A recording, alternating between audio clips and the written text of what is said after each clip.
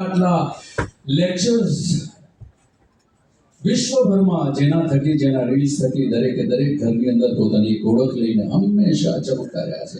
એ જ વ્યક્તિત્વ છે કે આ કાજલ ઓઝા વૈદ એક અભિનેત્રી તરીકે પણ કેટલી સક્ષમ છે એના વિશે વાત આજે તમારી સમક્ષ લેવા છું. માધ્યમ જુદું છે, આ રંગભૂમિ નહીં. હું આજે મારી સિનેમાની વાત કરવા આવું છું.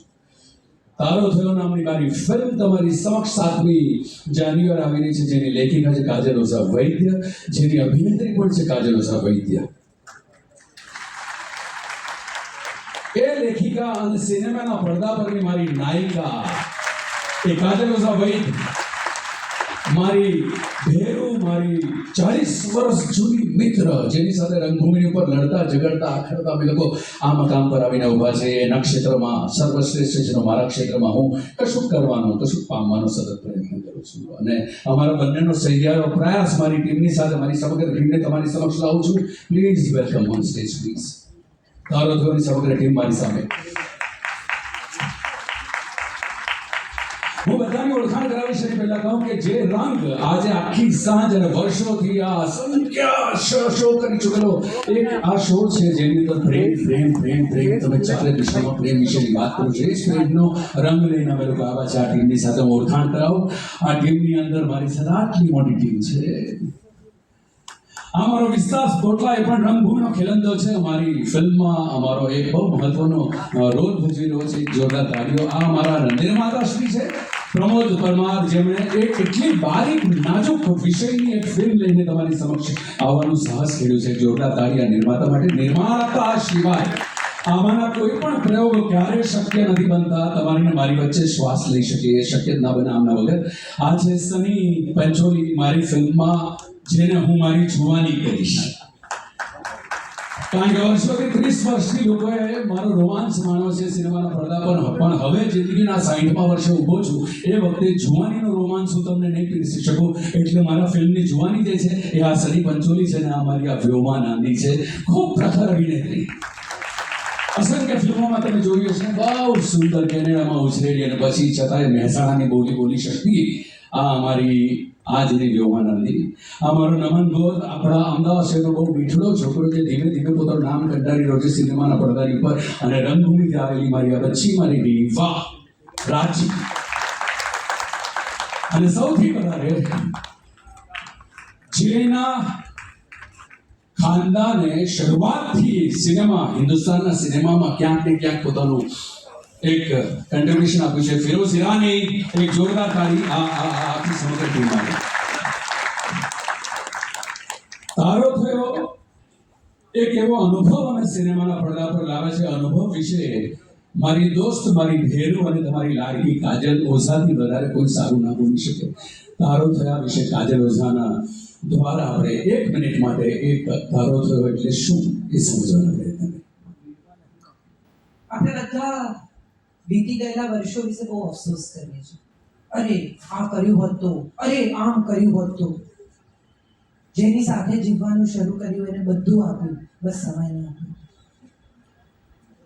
હવે એ સમય આપી શકાય? હા, આપી શકાય.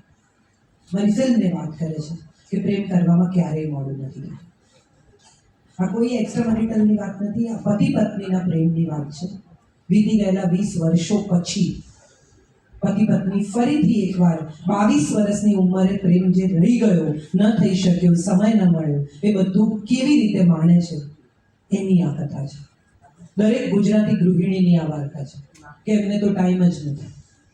એટલે એમને તો ટાઈમ જ નથી ની આ વાર્તા છે. બધી ગુજરાતી ગૃહિણીઓને મારે કહેવું છે કે આ ફિલ્મ તમારી ફિલ્મ છે. મારે બધા પતિઓને કહેવું છે કે આ ફિલ્મ તમારી ફિલ્મ છે. મારે બધા યંગસ્ટર્સને કહેવું છે કે આ ફિલ્મ તમારી ફિલ્મ છે. કારણ કે વ્યોમા કહે છે કે આઈ હેટ મેરેજીસ અને સની કહે છે કે આઈ લવ મેરેજ. દરેક માણસની વાત છે આ ફિલ્મમાં. દરેક માણસને પોતાનું પ્રતિબિંબ દેખાશે આ ફિલ્મમાં.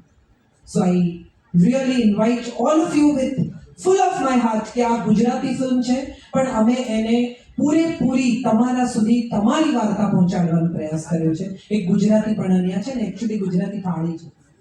એમાં ખમણ પણ છે, ગુલાબજાંબુ પણ છે, પાપડ પણ છે, ચટણી પણ છે, બે શાક પણ છે. સો આ એક ફૂલ હોલસમ મીલ છે જે બધાને બહુ જ મજા આવશે. I'm sure you'll enjoy the film. Eden.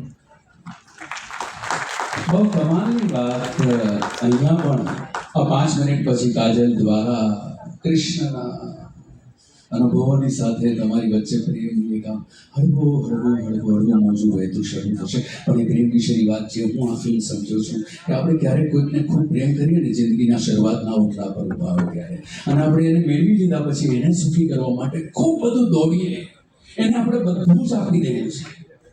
અને એ દોટમાં 1 દાયકો 2 દાયકો 3 દાયકો વીતી જાય અને ત્યાર પછી સડનલી એક જગ્યાએ ઉભા રહીને પાછળ જોઈએ કે જેના માટે આપણે દોડ્યા એ તો પાછળ ક્યાંક ખૂણામાં આપણે એને ભૂલીને આવ્યા છે. તમારી એક આખી મોસમ જીવવાની ક્યાંક ચૂકાઈ ગઈ છે. આ ફિલ્મ દ્વારા કાજલ એમ કહેવા માંગે છે, મારા ડિરેક્ટર એમ કહેવા માંગે છે કે ચૂકી ગયેલી મોસમ ફરી પાછી જીવી શકાય ખરી. અને આ વાત માત્ર અમારા લેયરના કપલ્સ નથી, અમારી સાથે 4 લેયરના કપલ્સ છે.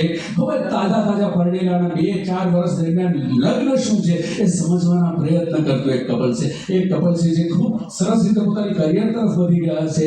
એ સરસ મજાના 2 વ્યક્તિઓ પ્રોફેશનલી બહુ સુંદર રીતે પોતાની કરિયર કરી રહ્યા છે. એક લગ્નમાં માને છે ને એક લગ્નમાં નથી માનતો. અને એક છોકરો મંગળસૂત્ર હાથમાં બાંધીને એની પાછળ જરા પણ ગરિમા ઓછી કર્યા વગર, જરા પણ ઉછાછડા થયા વગર પેલીને કહે છે કે પ્લીઝ ગેટ મેરી, અને છોકરી કહે છે આઈ હેટ મેરેજીસ. મારા ઘરની અંદર એક દીકરો અને એક વહુ છે, એક વહુ અને એક દીકરી અને એક જમાઈ છે. આ બધા 4 જુદા જુદા કપલ્સની વાત છે, પણ વાત તો અંતે માત્ર ને માત્ર પ્રેમની છે. પ્રેમ થવાની ઘટના વિશે તો અસંખ્ય વાર આપણે જોયા છે, સાહિત્ય જોયા છે, આપણે ફિલ્મો જોઈ છે, પણ પ્રેમ થઈ ગયા પછી એ પ્રેમને કઈ રીતે આમ જાણીને ફરી પાછો તરોતાજા રાખવો, એ તરોતાજા રાખવા